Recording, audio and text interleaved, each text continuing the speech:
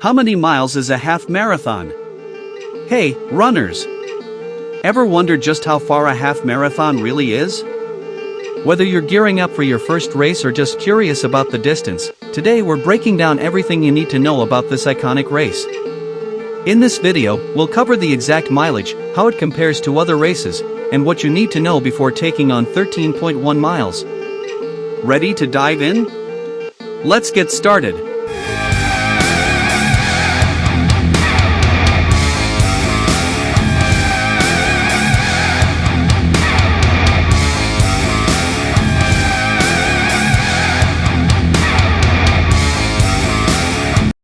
If you are not a runner, or at least have not started running at any structured level, then any kind of marathon training can seem almost impossible. A half marathon is usually treated as one of the best breakpoints to aim for when you are still building up your skills, but how long actually is it? Length. Many people refer to their runs as 5K/10K, respectively, which is based on the distance they are running. With a 5K, many people might assume that this means 5,000, but that is not actually the case, and the distance is not as simple as that. The K. When using 5K/10K names, it is important to understand the K does not stand for the usual meaning of the K when numbers are involved. Instead of being 5,000, it actually means 5 kilometers, which is often seen to be the metric system equivalent of a mile. Even then, though, it is not that simple. How many miles is a 5K? 1 kilometer is roughly equivalent to around 0.62 of a mile, so they are not a 1-to-1 ratio. If you simplify it even further, you could say that 2 kilometers are the same distance as a mile and a half. Since we are working with 5 kilometers, the distance is roughly 0.62 multiplied by 5, for a total of 3.1 miles in total. How many miles is a 10K? A 10K is simply double the length of a 5K. So the total length in miles would be just over 6.2 miles in total. Of course, this assumes that you do each mile perfectly without taking detours or alternate routes. How many miles is 15K?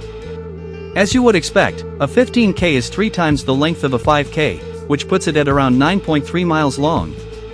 How many miles is a marathon? A marathon generally clocks in at 42.2 kilometers, which is 26 miles. This is obviously a significant step up from the other kinds of mile-by-mile race, and a new runner will never be able to complete one without training. To make a marathon easier, many people run the half marathon first, an intermediate step. How many miles is a half marathon? A half marathon is half of a marathon, as the name suggests. This puts it at around 21.1 kilometers, meaning that the race distance covered when you run a half marathon is 13.1 miles. How many miles is an ultra-marathon? The ultra-marathon is the one that new runners will never run, and sometimes even a better runner will avoid it. Unlike other marathon types, an ultra-marathon can have different distance levels depending on the fitness level and general confidence of the runners. How long are they? A short ultra-marathon can be as high as 30 miles, more than a regular marathon by 4 miles, while the highest have clocked in at over 200 miles. Runners need to be able to walk more than 6 times a marathon in terms of distance just to reach the finish line. How to handle half marathon training. Half marathons are a great stepping stone towards a full marathon or even an ultra-marathon if that is your end goal.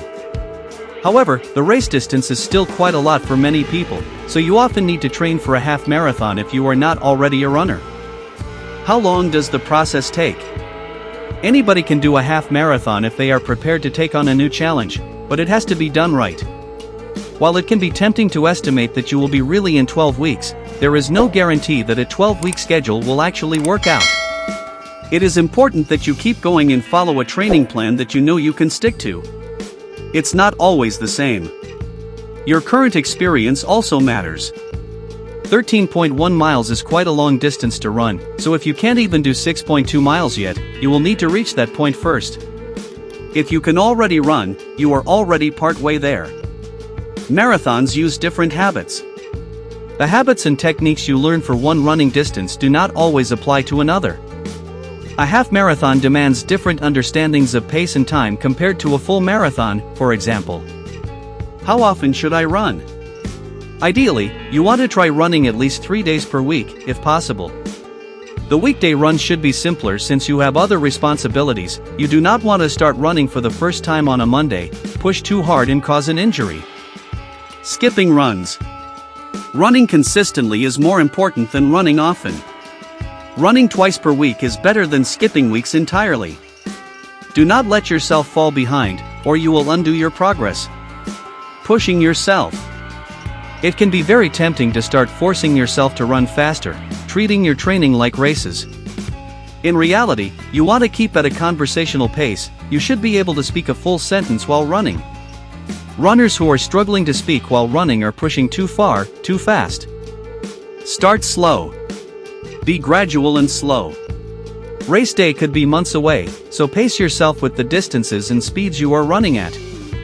The imaginary race. It can help to set a timer or create a fake race in your head that keeps you moving, but you should not let it push you too far.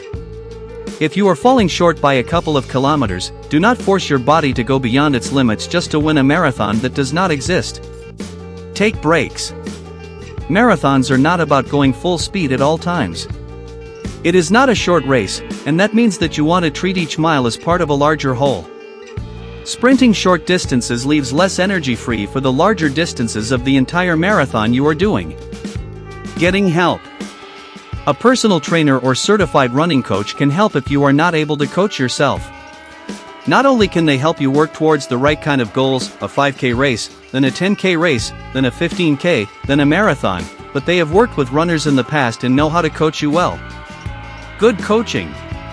A good coach will start you out with a 5K race, then a 10K race, but allow you to go at your own pace. Training plans are not races, and forcing yourself to run 26.2 miles with a running coach when you should be sticking to a 10K can easily lead to you hurting your body. Self-coaching. If you are sure you want to coach yourself, remember to observe your own limits. If you are still working towards 3.1 miles, is a 5K really safe, let alone possible? Pushing yourself is not the same as slowly improving your skills and tolerance. Choosing your training schedule. Always train consistently, that is the key to any kind of effective fitness plan. Even if you only run for 2 hours most weeks and do not have free time for more, those 2 hours can be very productive and will help build your running skills. Pace yourself, but do not stop completely. What should I wear? Whether you are doing a 5K, 10K, 15K, or something larger, wear something comfortable. Good running shoes and comfortable gear are not just good for fitness training but are the answer to doing well in races. Never try running in something you have not at least tried before, just in case. Build a rhythm. Keep your pace going. Once you have completed 26.2 miles, a half marathon seems a lot shorter, and that can help you improve even further. 3.1 miles is a 5K, so once you complete a 10K, you might notice that a 5K feels quite short from that point onwards. No race tricks. A marathon is a race, and a half marathon is a shorter race. Even if you are not actually trying to race, though, the techniques still apply. Pacing yourself, deliberately slowing down, all of it can be useful. Know how long it takes. If you can't answer the question of how long it will take to complete a mile, then it might help to figure that out. Once you can give a vague answer of how long it takes to cover certain distances, you can potentially predict where you are in a training marathon. Don't confuse kilometers and miles. It is very easy to mix up kilometers and miles because they are both useful measurements and both appear in different countries. Even if you can't get the numbers right, knowing enough about their relative values can be important, especially when dealing with your training runs. And that's the magic number, 13.1 miles. Now you know exactly what it takes to conquer a half marathon.